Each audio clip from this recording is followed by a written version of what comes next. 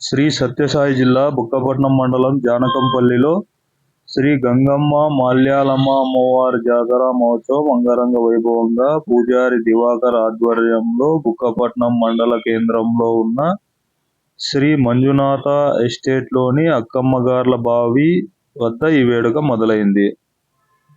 పూజారి దివాకర్ కుటుంబ సభ్యులు ఎలవ గంప ఎత్తుకొని 108 మంది బాలబాలికలు మహిళలు అమ్మవారికి ప్రత్యేక పూజలు చేసి గంగలో నింపిన మట్టి కలశాలను దాదాపు బుక్కపట్నం నుంచి జానకంపల్లి మీదుగా పుట్టింటి రెడ్డిపల్లి వరకు ఉరుములు వాయిద్యాల నడుమ కాలినడకన మోసి అమ్మవారికి గంగాభిషేకం చేశారు.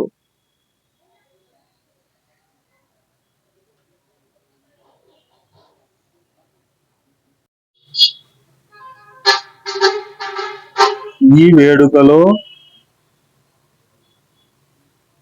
ప్రజలు భక్తులు పెద్ద సంఖ్యలో పాల్గొని అమ్మవార్లకు మొక్కులు తీర్చుకున్నారు.